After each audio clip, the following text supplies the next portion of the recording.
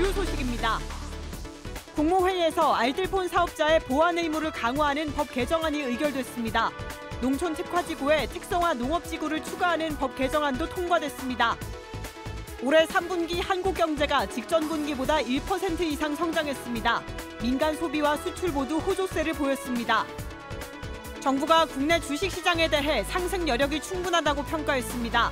올해 우리나라 경제 역시 1% 이상 성장할 가능성이 커졌다고 설명했습니다. 김윤덕 국토교통부 장관이 주택 정비 사업의 신속한 추진을 약속했습니다. 규제를 완화하고 제도 개선을 위해 국회와 협력할 거라고 강조했습니다.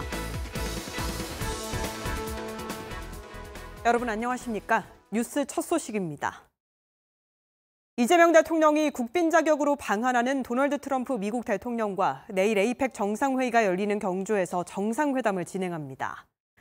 이 대통령은 한미 정상회담을 시작으로 에이펙 참석 정상들과 잇따라 양자회담에 나섭니다. 최영은 기자의 보도입니다.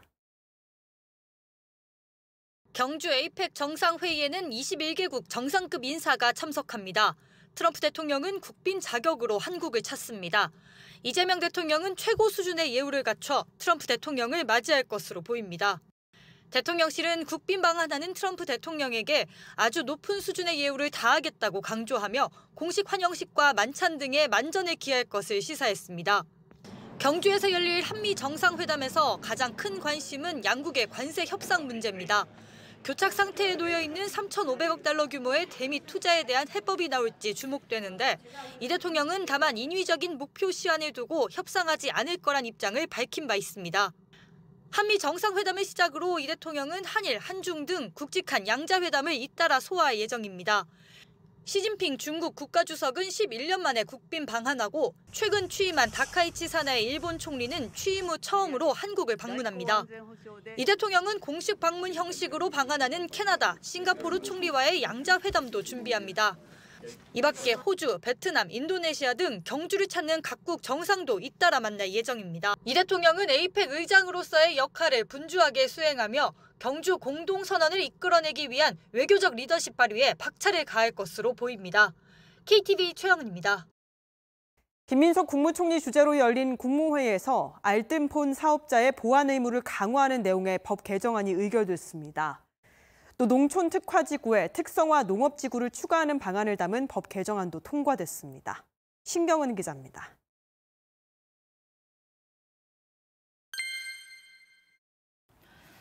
비대면으로 가입할 수 있는 알뜰폰. 시스템의 취약점을 악용해서 타인 명의로 부정하게 개통하는 문제가 지적됐는데요. 이런 범죄를 막기 위해 알뜰폰 사업자의 보안 의무가 강화됩니다. 우선 앞으로 모든 알뜰폰 사업자는 정보보호관리체계 인증을 받아야 합니다. 이는 사업자의 정보보호 조치가 기준에 적합한지 종합적으로 평가하는 제도적인 장치입니다. 또 정보보호 최고 책임자를 지정해 신고하도록 했는데요. 이를 통해 사업자의 정보보호 의무와 책임을 강화하겠다는 취지입니다.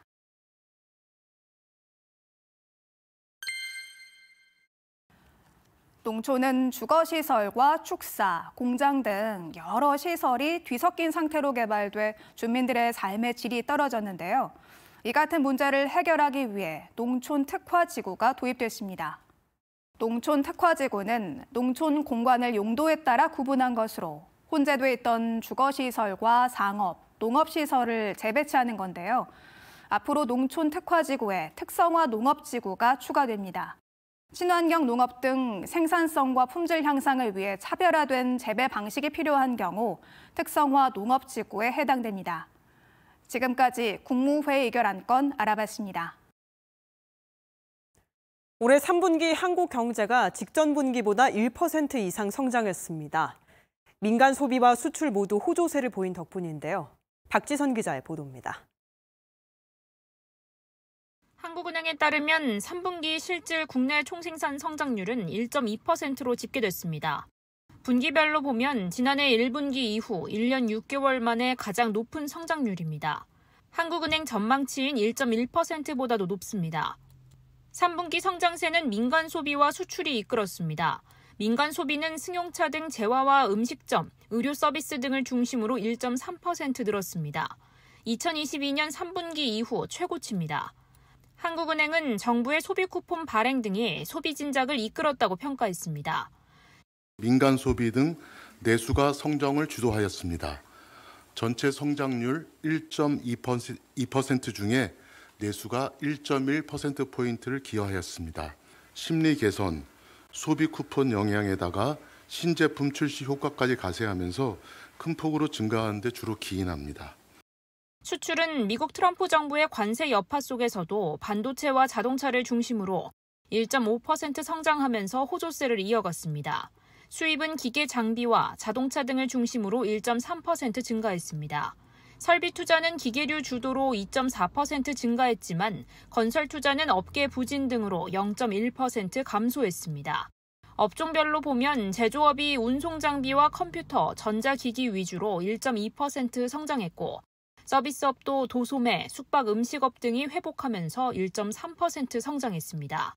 농림어업은 재배업을 중심으로 4.8% 감소했고 건설업도 건물 건설이 주춤하면서 전분기 수준을 유지했습니다. 실제 구매력을 나타내는 실질 국내 총소득은 직전 분기보다 0.7% 증가했습니다. KTV 박지선입니다. 정부가 최근 상승한 국내 주식시장에 대해 아직 상승 여력이 충분하다고 평가했습니다. 올해 우리나라 경제 역시 회복 흐름을 이어가며 1% 이상 성장할 가능성이 커졌다고 설명했습니다. 신국진 기자입니다. 지난 6월 20일 3,000선을 돌파한 코스피는 약 4개월 만에 사상 처음 4,000선 고지를 밟았습니다. 정부는 코스피 상승과 관련해 새 정부 출범 후 상법 개정과 불공정 거래 원스트라이크 아웃 등 정책 효과라고 평가했습니다. 그러면서 국내 주식, 주가 순자산 비율과 국가 수익 비율은 주요국에 비해 여전히 낮은 수준이라며 상승 여력이 충분하다고 평가했습니다. 기본적으로 저희는 이게 새 정부 들어서 상법 개정이라든가 불공정 거래 원스트라이크 아웃 등 정책 효과가 기여를 했다고 보고요. 정부는 또 현재 주가 상승세는 저평가된 국내 증시가 정상화되는 과정이라고 분석했습니다. 특히 주요 해외 투자은행도 국내 증시의 밸류에이션 매력이 여전하다고 평가하며 목표 주가를 상향했다고 전했습니다. 외국인 지분율 34.9%로 지난해 7월 10일 정고점 36.1%를 밑도는 것 역시 외국인 투자자금 유입 여력이 충분한 것이라며 추가 상승 이유를 강조했습니다. 정부는 이외에도 반도체 슈퍼사이클 지속 등으로 향후 기업 실적 기대도 긍정적이라고 평가했습니다. 앞으로도 시중 자금이 부동산 부문에서 자본시장 등 생산적 부분으로 전환할 수 있도록 계속 제도적으로 뒷받침을 해 나가겠습니다. 한편 올해 우리나라 경제 성장에 대해서는 1% 이상 성장할 가능성이 커졌다고 평가했습니다.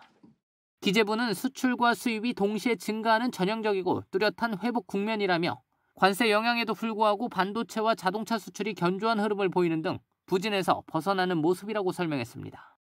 그러면서 미중 무역 갈등과 한미 관세 협상의 불확실성은 있지만 기존 전망보다는 1% 성장률을 달성할 가능성이 높다고 말했습니다. KTV 신국진입니다. 올해 들어 9월까지 K푸드 수출액이 84억 8천만 달러를 기록했습니다.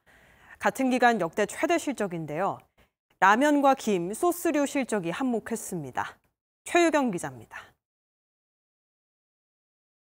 올해 들어 9월까지 K푸드 수출액이 84억 8천만 달러를 기록했습니다. 지난해보다 8.9% 증가한 것으로 같은 기간 역대 최대 실적을 달성했습니다. 올해 K-팝 데몬 헌터스를 비롯해 K-팝, K-드라마 등 한류 콘텐츠 인기가 확산하면서 K푸드를 향한 관심에도 긍정적인 영향을 미친 것으로 풀이됩니다. 특히 매운 라면의 인기는 여전했습니다. 라면 수출액은 지난해 같은 기간보다 24.5% 증가한 11억 3천만 달러를 기록했습니다. 최근 글로벌 건강식품으로 자리매김한 김도 14% 증가한 8억 8천만 달러를 수출했습니다. 그 밖에 과자류와 믹스커피, 고추장과 같은 소스류 실적도 증가했습니다. K푸드 중에서 매운맛을 내는 고추장이나 된장 같은 소스 혹은 라면에 불닭볶음면 이런 것들은 외국인 입장에서는 낯설고 잘 못 먹어요. 그럼에도 불구하고 매운맛이 가지고 있는 중독성 때문에 자꾸만 찾게 되고 이것이 이제 매출을 늘리고 미국과 중국, 일본 수출액이 전체 수출의 절반을 차지했습니다. 대미 수출액은 지난해보다 13.1% 증가한 16억 달러였고 중국 15억 달러, 일본 11억 6천만 달러였습니다. 2016년부터 지난해까지 9년 동안 K푸드 수출액은 증가세를 유지했습니다. 수출액 상위 10개 나라 중 9개국은 에이펙 회원국이었습니다. 이들 국가로 수출액이 전체의 81.5%를 차지하는 만큼 경주 에이펙을 계기로 K푸드 수출이 탄력받게 될지 주목됩니다. KTV 최유경입니다. 중앙재난안전대책본부는 오늘 오전 9시 기준 국가정보자원관리원 화재로 중단된 행정시스템 전체 709개 중 551개가 정상화됐다고 밝혔습니다. 전체 복구율은 77.7%입니다. 등급별로는 1등급 시스템이 85% 정상화됐고 2등급 80.9%, 3등급 78.2%, 4등급은 75.9%가 복구됐습니다.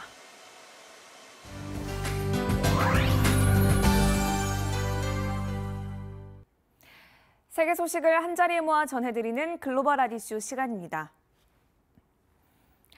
트럼프 대통령이 다카이치 산하의 일본 총리와 처음으로 회담했습니다. 트럼프 대통령은 미일 동맹이 사상 최고 수준이라며 무역과 안보 협력 강화를 약속했습니다. 지난 28일 트럼프 대통령은 일본 도쿄에서 다카이치 산하의 총리와 정상회담을 열고 무역과 안보 현안을 논의했습니다. 이 자리에서 다카이치 총리는 일본 최초의 여성 총리로서 새로운 미일 황금 동맹 시대를 열겠다고 밝혔고 트럼프 대통령 역시 필요한 것이 있다면 언제든 도울 준비가 돼 있다며 미국과 일본이 사상 최고 수준의 동맹을 맺고 있다고 강조했습니다. 日本とアメリカをより強く豊かにするために日米同盟の新たな黄金時代をトランプ大統領とともに作り上げていきたいと願っております。ありがとう。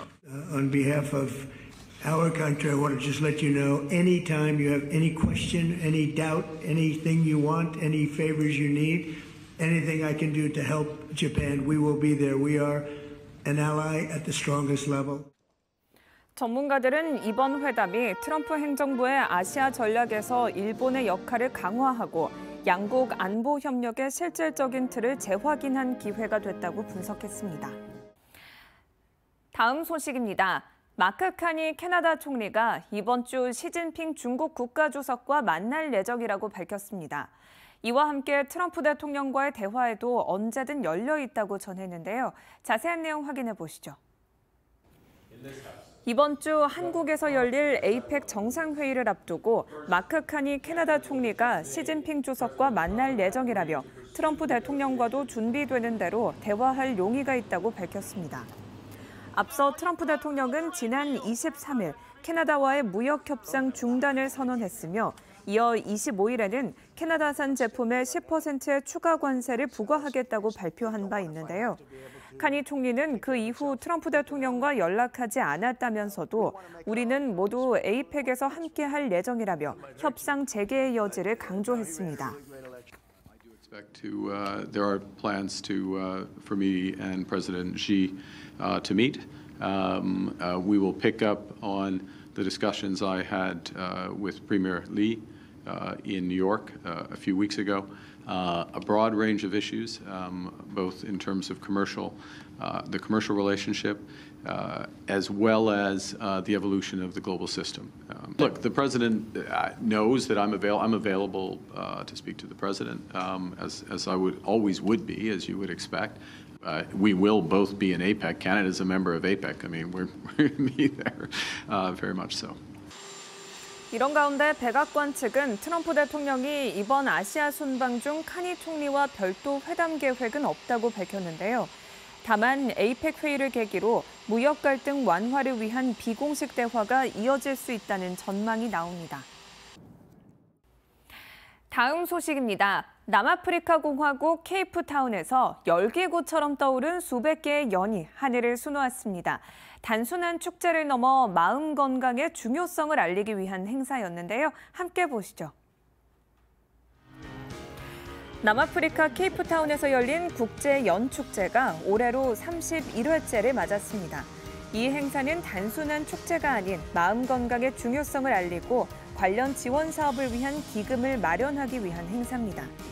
올해의 주제는 날아오를 용기로 참가자들은 돼지, 판다, 잉어 등 다양한 모양의 연을 띄우며 마음 회복을 위한 희망의 메시지를 전했는데요. 이렇게 모인 행사 수익금은 케이프타운 내 7만여 명의 아동과 성인을 지원하는 상담 재활 프로그램에 쓰입니다. Living in a year of catastrophe, a global catastrophe, and it has such an impact on our mental health. And the access to services during this time is next to nothing, and people are just struggling with a sense of hopelessness with the amounts of conflict and war.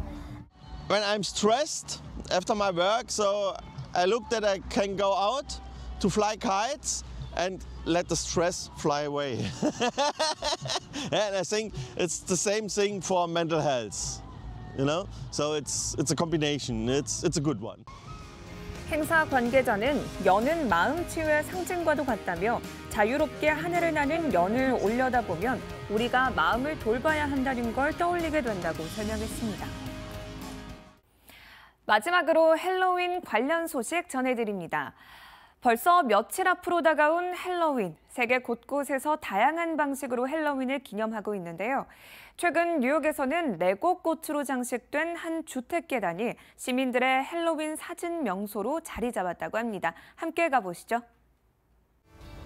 이곳은 뉴욕 맨해튼, 레고로 만든 꽃장식이 가득한 한 주택 계단이 눈길을 끄는데요. 최근 헬로윈을 맞아 SNS에서 큰 화제가 되고 있습니다.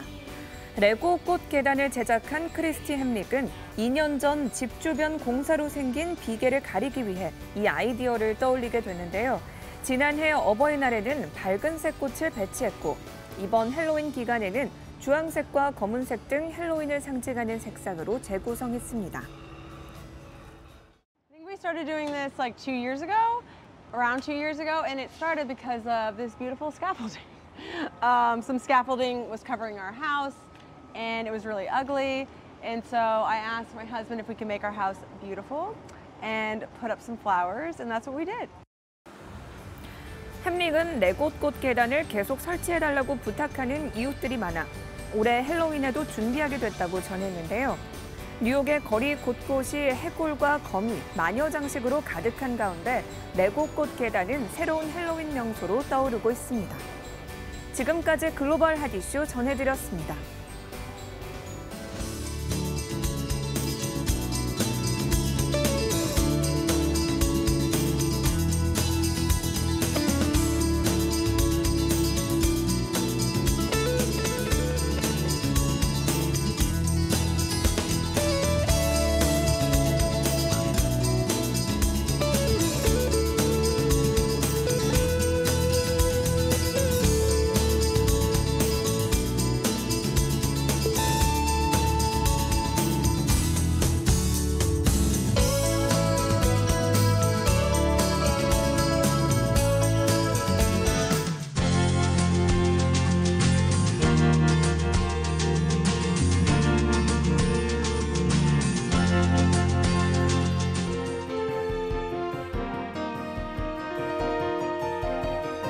한국에는 이웃사촌이라는 말이 있습니다.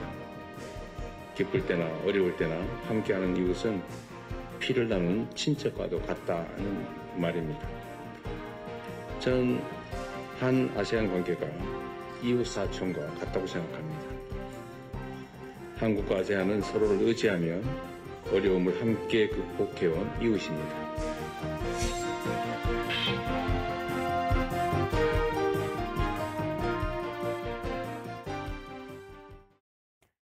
이번 주 아세안 정상회의에서 경주 에이펙 정상회의로 이어지는 말 그대로 정상외교 슈퍼위크 기간입니다.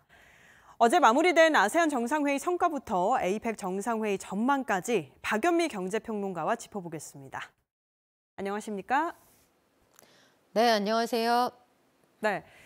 우선 한 아세안 정상회의부터 살펴보면 1박 2일이라는 좀 빠듯한 일정이었지만 이재명 대통령이 한 아세안 정상회의에 참석하면서 아세안이 말 그대로 우리 아주 중요한 협력 파트너라는 점을 강조했습니다.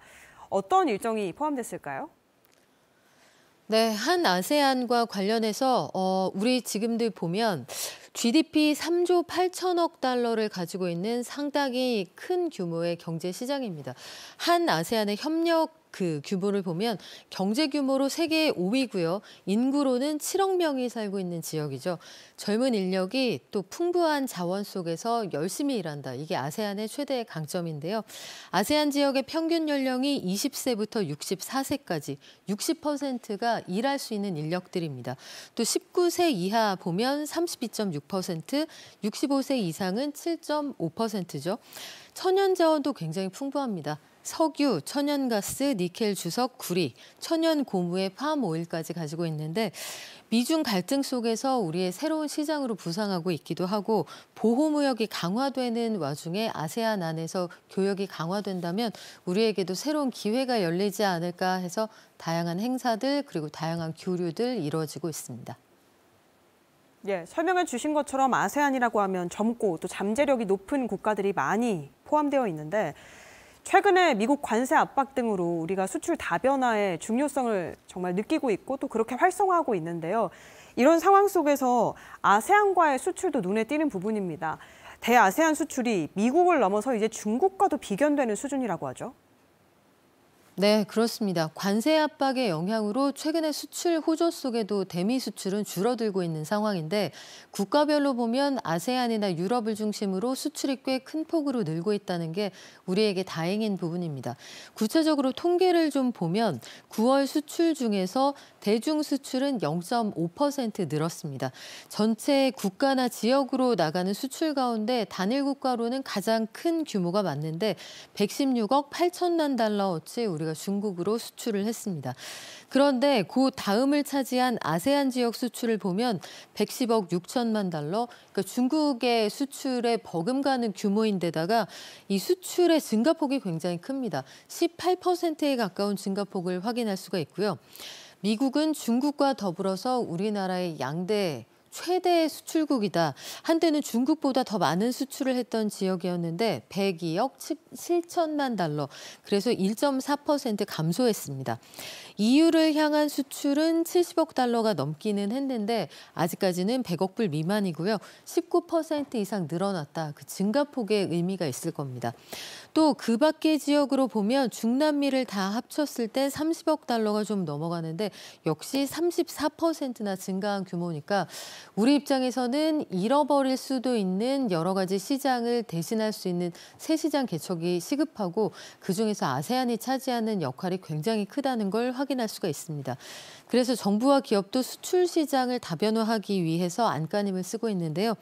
대미 수출 제외 인정서, 이 수출 다변화를 진전을 시킬 수 있는 여러 가지 상황들을 가정하고 있습니다. 작년에 아세안 직접 투자가 82억 달러가 넘었으니까 그들의 입장에서도 한국이 굉장히 중요한 그런 나라라는 거 확인할 수가 있고요.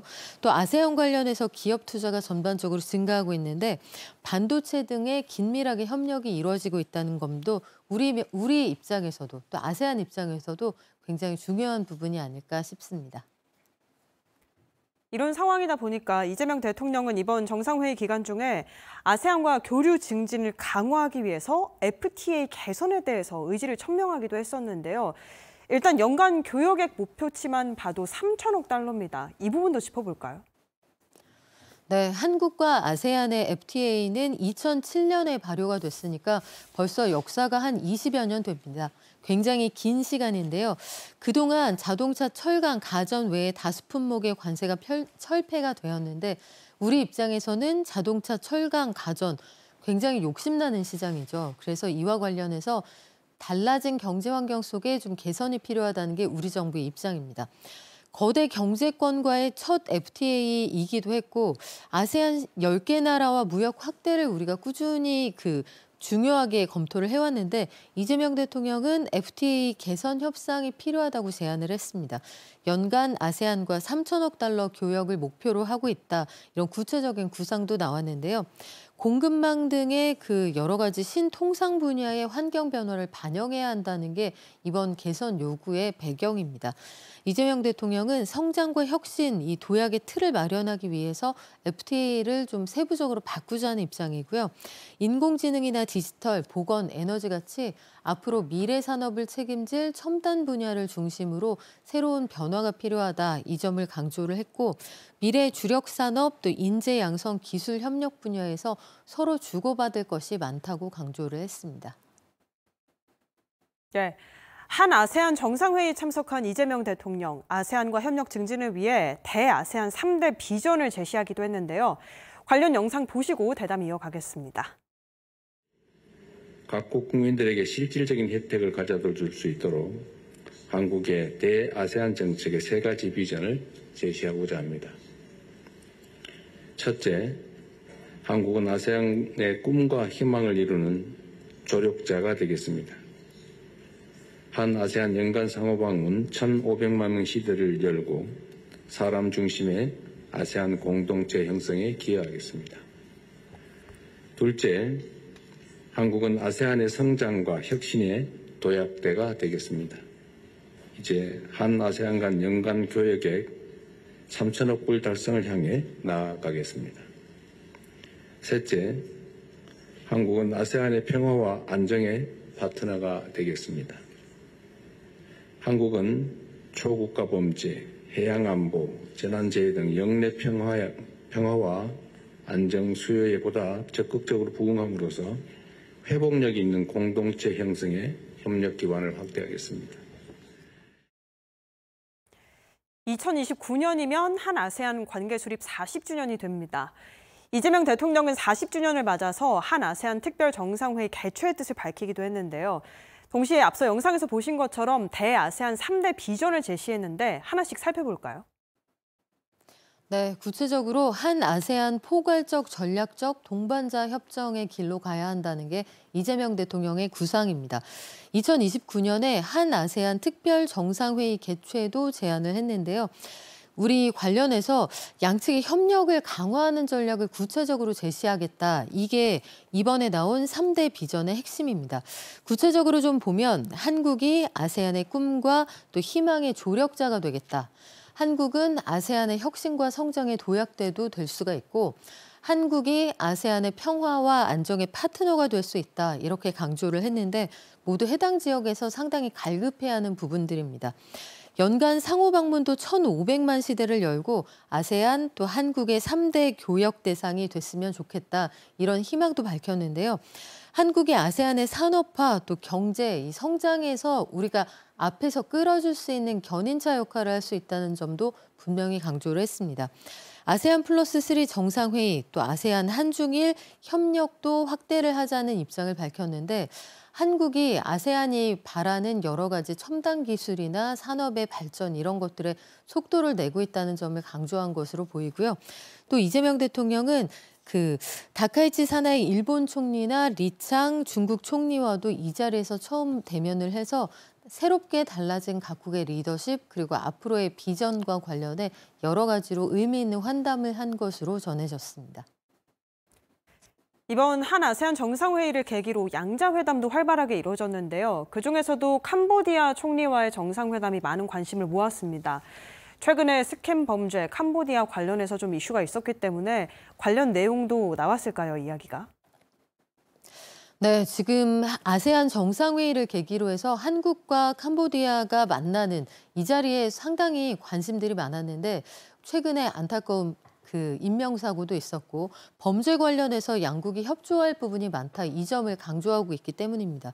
한국과 캄보디아는 97년에 제수교환 이후에 양국의 교역, 투자 또 인적 교류가 활발한 나라였는데 사실 최근에 불거진 그런 이슈가 나오기 전까지는 캄보디아와 그다지 문제가 될 만한 사안이 특별히 존재하진 않았습니다. 그런데 훈 마네 총리가 한국 양국이 그 캄보디아의 경제 성장에 기여하고 있다는 걸 잘 알고 있다.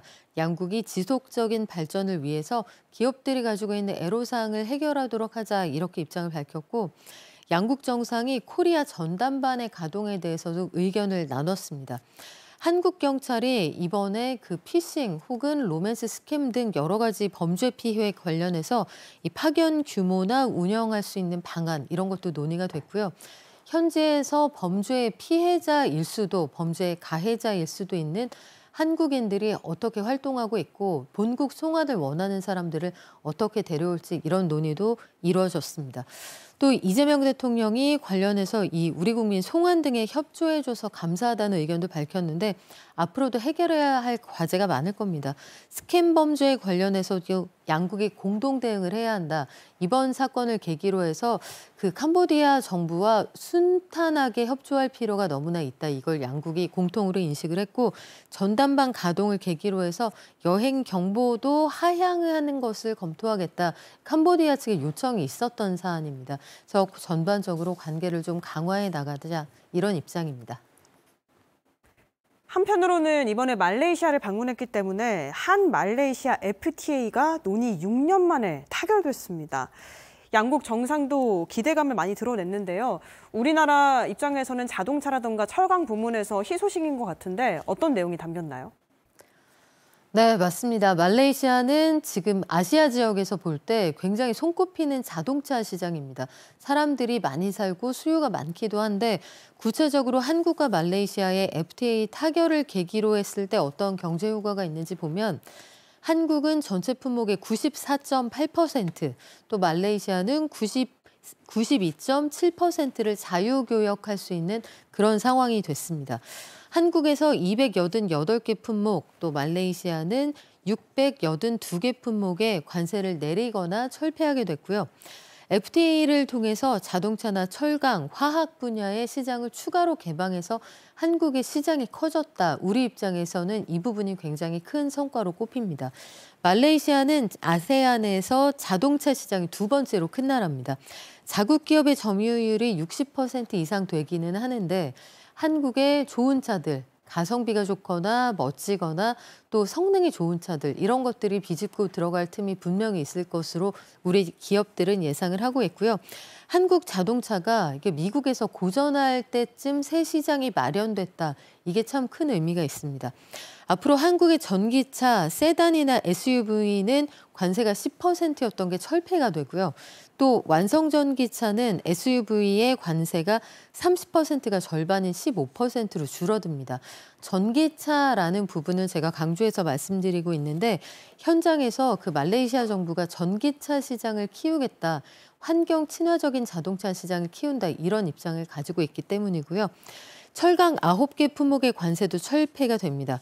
그러니까 그 말레이시아에서 생산하지 않는 철강 제품에 대해서는 한국에서 넘어가는 제품에 대해서 관세 매기지 않는다. 이렇게 이해하면 될 것 같고 앞으로는 재외 동포 그 전반적으로 볼 때 우리 세율과 관련해서도 인상보다는 현 상황을 유지할 수 있겠다. 그러니까 현재는 그 원산지 규정이 좀 까다롭거나 여러 제품에 그 원산지가 다양하게 들어갔을 때 도대체 이게 어디 거냐 이걸 그 원산지 규정에 맞출 때 좀 까다로운 부분들이 있었는데 이런 것들 앞으로는 좀 완화되고 일단 한국에서 만든 걸로 간주한다 이렇게 규정이 좀 느슨해진다 이렇게 평가할 수 있겠습니다.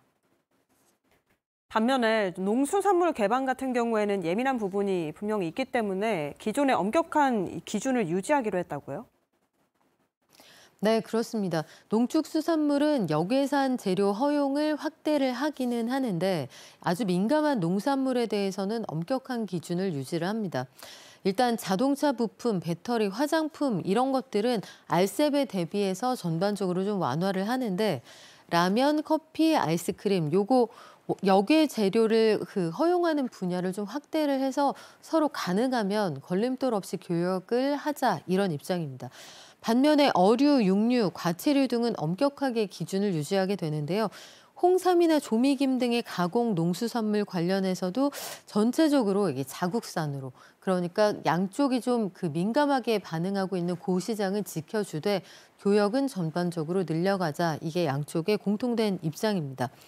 원산지 자율증명도 적용을 하게 되는데 생산자와 수출자 이게 자체적으로 원산지 증명을 하면 요거 인정을 해주겠다 이런 얘기거든요. 해서 전체적으로 보면은 우리 통관 관련해서 이 부수적인 기회비용 이런 것들을 낮추기는 하는데 양쪽이 민감하게 보는 그런 분야에 대해서는 또 시장을 어느 정도 보호한다는 느낌을 줄 수 있도록 이 부분에 대해서도 세심하게 신경을 쓰겠다는 입장입니다. 네. 한 아세안 정상회의 일정에 대해서 살펴봤고요. 이번 주에 메가 이벤트를 앞두고 있습니다. 세계 시선이 경주로 향하는 2025 에이펙 관련 영상 보시고 대담 이어가겠습니다.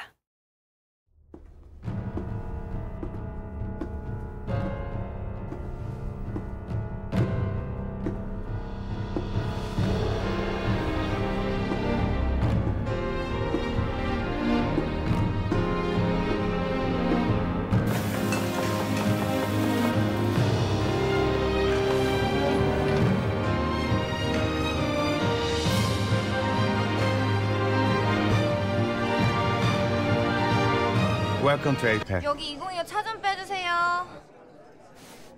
2025.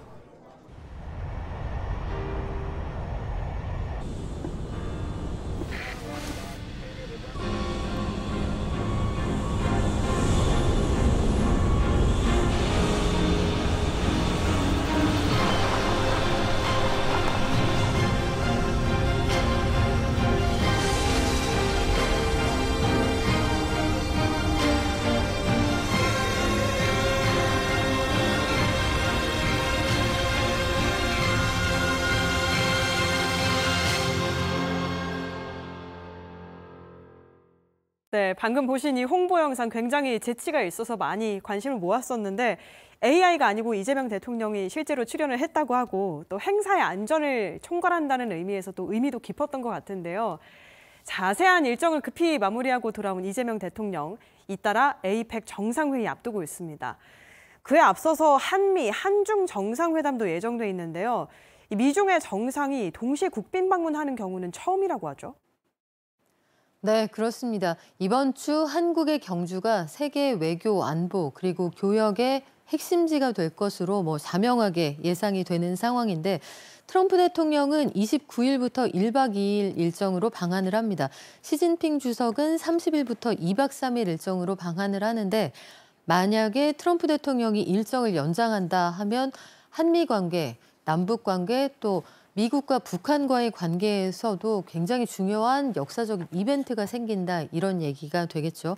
미중 양국의 정상이 동시에 국빈 자격으로 방문하는 건 사상 처음이고요. 29일 오후부터 한미 정상회담이 예정이 되어 있습니다. 관세 협상뿐만 아니라 우리나라가 미국에 투자하기로 한 3,500억 달러 패키지 딜 어떻게 투자를 할 거고 이익은 어떻게 나눌 거냐 구체적인 방안이 좀 논의될 것으로 보이고요. 30일에는 미중 정상회담이 예정이 되어 있습니다. 요 전에 마무리가 된 고위급 회담을 보면 분위기가 나쁘지 않게 양쪽이 이제 사인만 남겨두고 있다 이런 전망이 나오고 있는데 관세 충돌은 일단 피해갈 것으로 보입니다. 11월 1일에는 한중 정상회담이 예정이 되어 있는데 양국 간의 관세뿐만 아니라 아주 오랫동안 묵은 숙제 한한령을 어떻게 해소할 것인가 이에 대해서도 입장이 나올 것으로 보이는데요.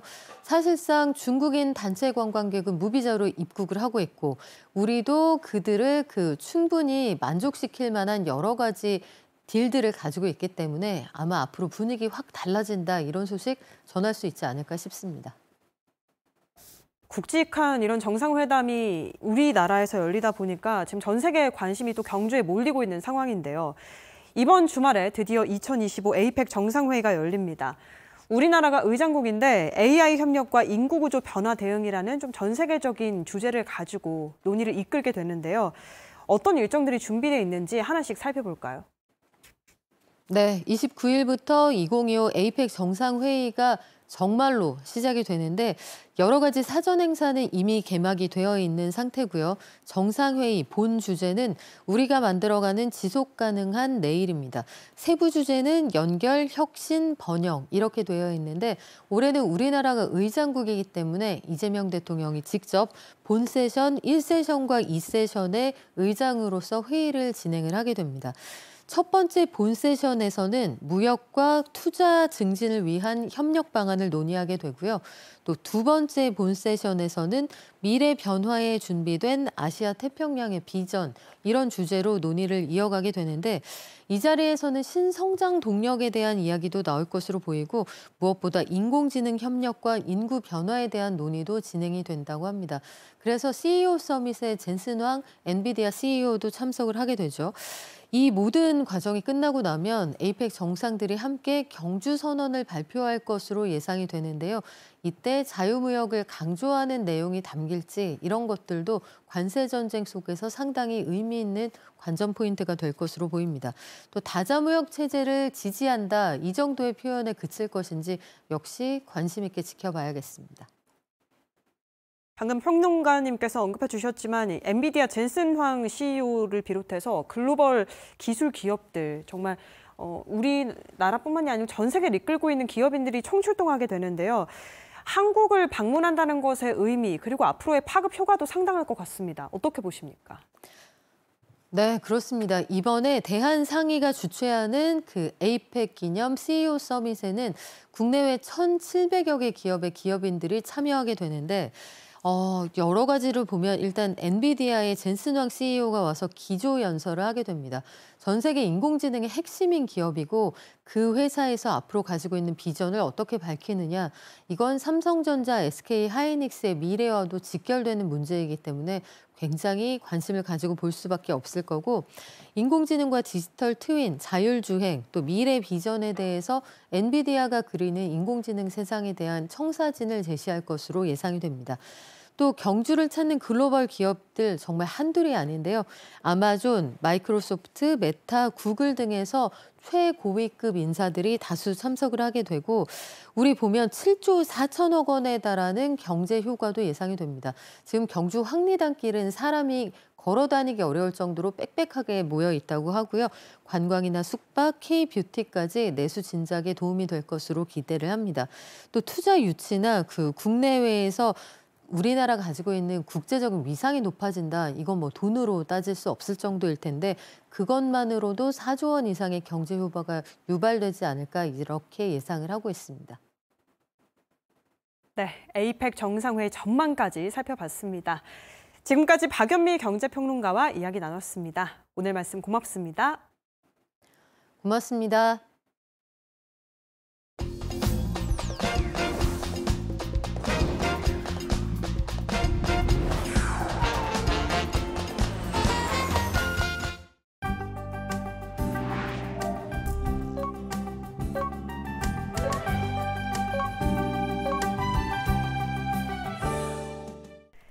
음악과 예술의 나라 오스트리아, 이제 그 무대 위에 K컬처가 나란히 서고 있는데요.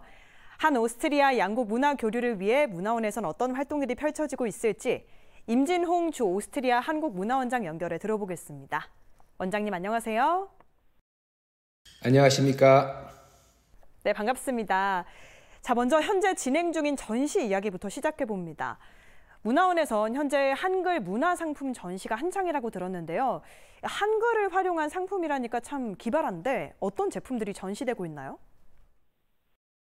네, 현재 지금 문화원에서 진행되는 한글 문화상품전은 흥미로운 볼거리가 많이 있습니다. 과연 한글이 상품화될 수 있을까라는 질문에서 출발한 것인데 단순히 우리의 문자를 설명하는 게 아니라 한글의 형태와 또 그 밑에 깔린 철학이 어떻게 멋진 제품으로 재탄생할 수 있는지를 느껴볼 수가 있습니다. 전시회는 국내 한 35명의 디자이너들이 참여해가지고 약 40여 점의 작품을 선보이고 있습니다. 꽃병도 있고 머그잔 접시, 그 다음에 비누, 벽시계, 또 네일 아트, 또 패션하고 보드게임까지 정말 다양한 분야의 제품들이 있는데 그 모든 게 한글의 자음과 모음의 모양이나 한글의 조합 원리 등에서 영감을 받아서 만들었습니다. 또 이번 전시는 국립 한글박물관과 공동으로 주최하고 오스트리아 최대 규모의 디자인 축제인 비엔나 디자인 위크와 협력해가지고 한글의 독특한 아름다움을 현지인들에게 소개하고 국내의 디자이너와 그들의 작업물을 디자인 분야 전문가에게 홍보하는 효과를 갖다가 제가 극대화하고 있습니다. 그리고 무엇보다도 전시 기간에 한글날이 포함이 되어 있어가지고 우리 문화의 상징인 한글을 오스트리아에서 기념할 수 있다는 점이 뜻이 깊다고 생각을 하고요. 또 실제로 전시를 방문하신 분들은 글자가 이렇게 세련되면서도 실용적인 디자인화할 수 있다는 것이 놀랍다라는 반응을 많이 보이고 있습니다. 네, 지난달에는 오스트리아 그레차에서 한국문화축제가 열리기도 했는데요. 먼저 그 날의 뜨거웠던 열기를 영상을 통해 먼저 만나보시죠.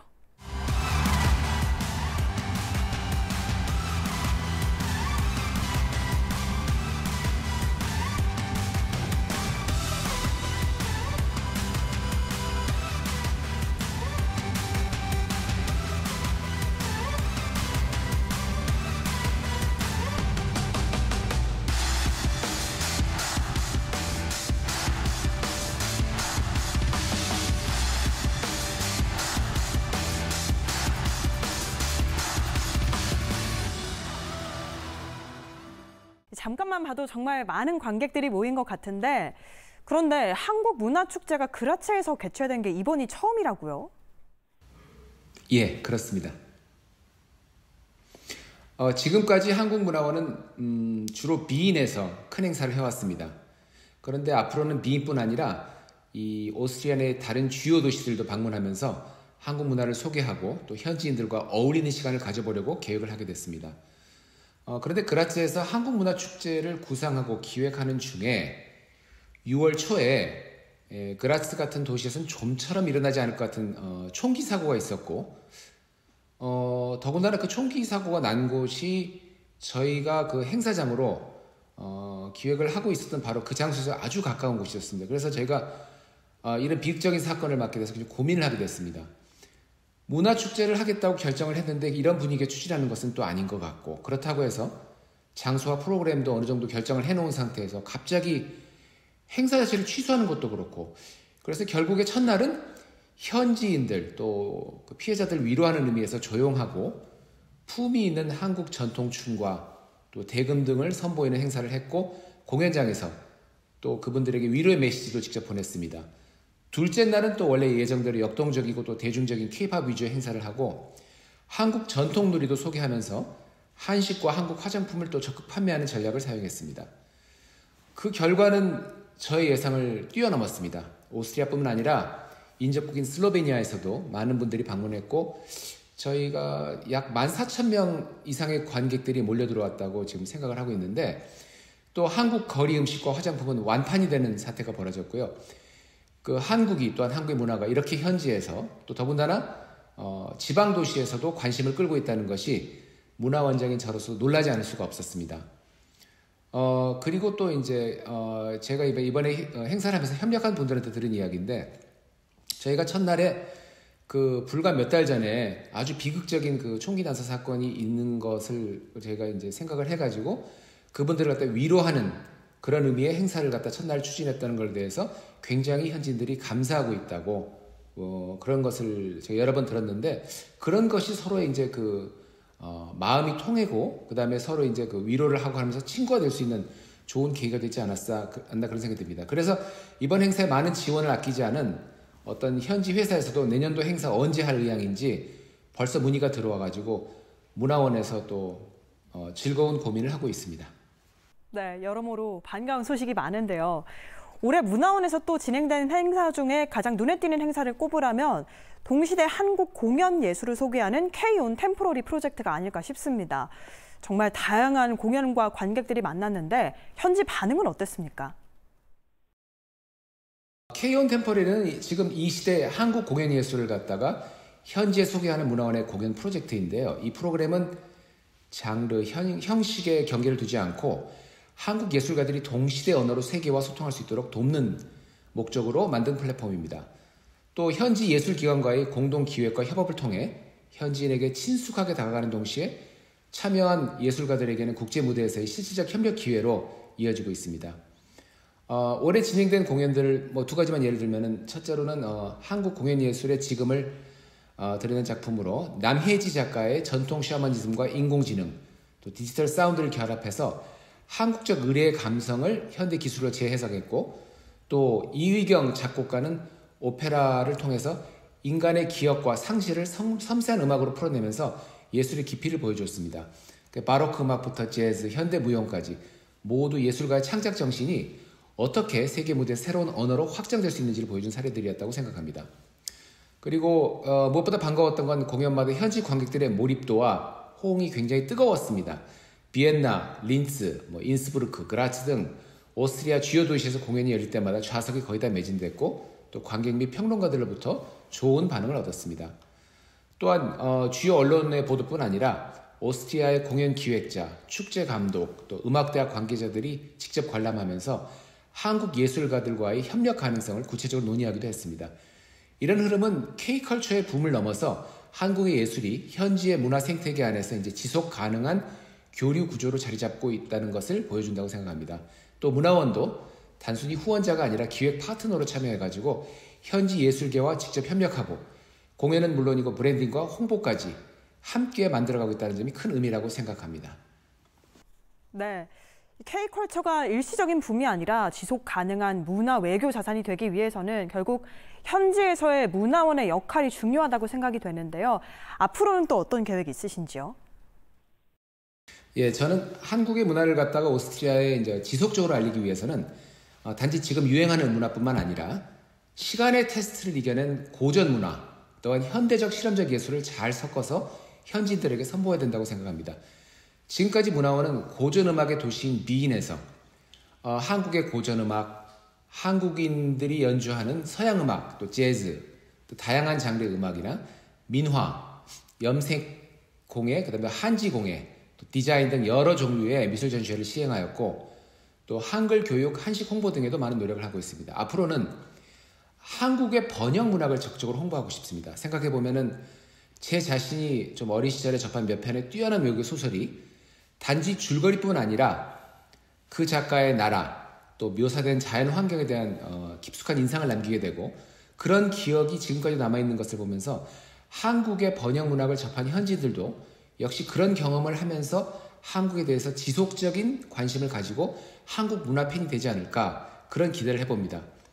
문학 팬의 입장에서는 현대 그리스란 나라보다는 니코스 카잔차키스가 더 크고요. 또 체코보다는 밀란 쿤데라나 프란츠 카프카 같은 작가들이 그들이 태어난 나라 이상의 인지도를 가지고 있다는 걸 보면서 한국을 깊이 또 널리 알리는 방법은 역시 문학의 힘을 이용해야 하지 않을까 그런 생각을 하고 있습니다. 다만 문학이라는 장르의 성격상 큰 축제를 할 때와 같이 많은 현지인들이 구름같이 몰려올 수는 없습니다. 그래서 어떻게 이런 순수한 장르 예술을 홍보하면서도 언론을 통해서 이를 효과적으로 알릴 수 있을지 고민을 해보도록 하겠습니다.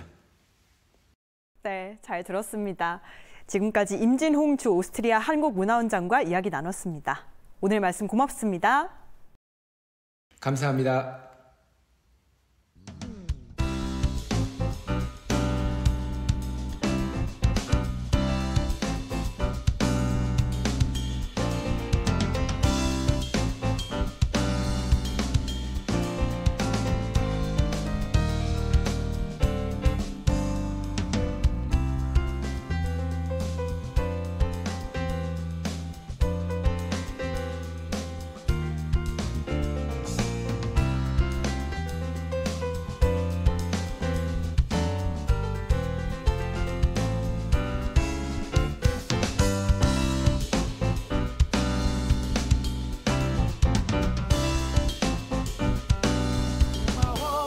예쁘게 웃으며 얘기해줘서 내 고백을 받아줘서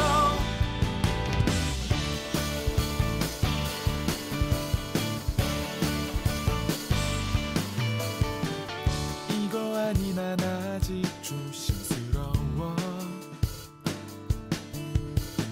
어쩜 내가 부담 주고 있는지 몰라 넌 누가 봐도 예쁘잖아 요즘 별의별 생각에 밤에 잠을 잘 못 자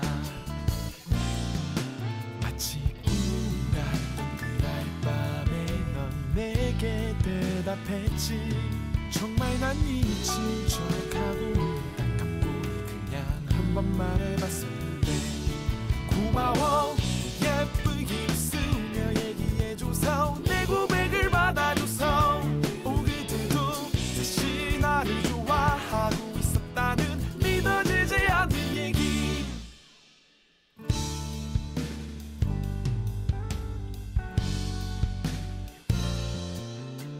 넌 누가 봐도 예쁘잖아.